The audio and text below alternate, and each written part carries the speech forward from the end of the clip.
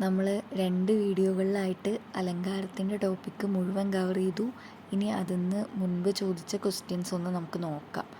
ഫസ്റ്റത്തെ ക്വസ്റ്റ്യൻ, ധ്വനിസിദ്ധാന്തസ്യ ഉപജ്ഞാതാക്ക. ആരാണ് ധ്വനിസിദ്ധാന്തത്തിൻ്റെ ഉപജ്ഞാതാവ്? നമ്മൾ പഠിച്ചിട്ടുണ്ട്, ആനന്ദവർദ്ധനാണ്. അപ്പോൾ ഈ മമ്മടൻ്റെ എന്താ? കാവ്യപ്രകാശം. മഹിമഭട്ടൻ്റെ വ്യക്തിവിവേകം. കുന്തകൻ്റെ വക്രോക്തി ജീവിതം. അപ്പോൾ ഇതിൻ്റെ ആൻസർ ആനന്ദവർദ്ധനാണ്.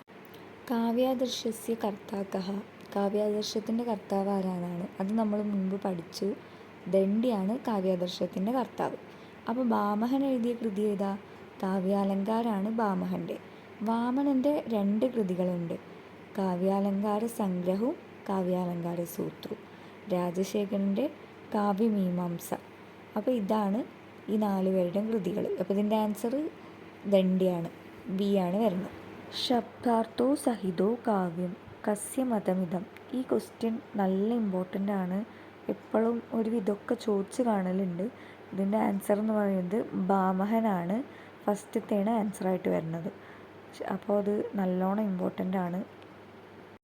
പ്രദോക്തേഷു ശബ്ദാലങ്കാരഃ കഃ. ഈ അലങ്കാരം 2 തരത്തിലാണുള്ളത്, ശബ്ദാലങ്കാരം അർത്ഥാലങ്കാരം അതാണ് ഈ 2 തരത്തിൽ. അതിൽ ഈ ശബ്ദാലങ്കാരങ്ങളിൽ പെടുന്നതാണ് യമകം, അനുപ്രാസം, ശ്ലേഷം. അതാണ് ശബ്ദാലങ്കാരം.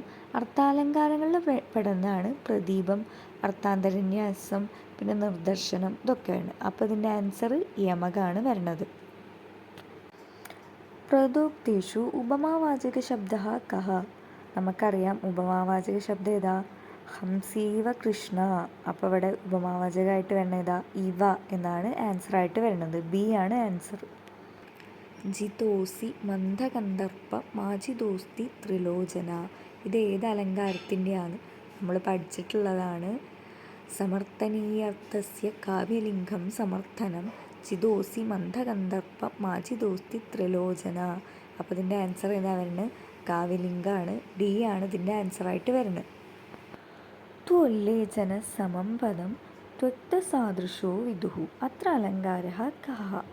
ഈ അലങ്കാരത്തെ പറ്റിയിട്ട് നമ്മൾ പഠിച്ചിട്ടില്ല, പക്ഷേ ഈ ഓപ്ഷനിൽ നോക്കുമ്പോൾ നമുക്കറിയാം നമ്മുടെ സിലബസിലില്ലാത്ത ഒരു അലങ്കാരം ഇതിലുണ്ട്.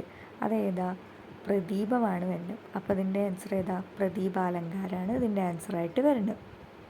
ഇപ്പം നമ്മൾ അലങ്കാരത്തിൻ്റെ ടോപ്പിക്ക് കംപ്ലീറ്റ് ആയിട്ട് പഠിച്ചിട്ടുണ്ട്. ഇനി നമുക്ക് അടുത്തൊരു ടോപ്പിക്കായിട്ട് അടുത്ത വീഡിയോയിൽ വരാം.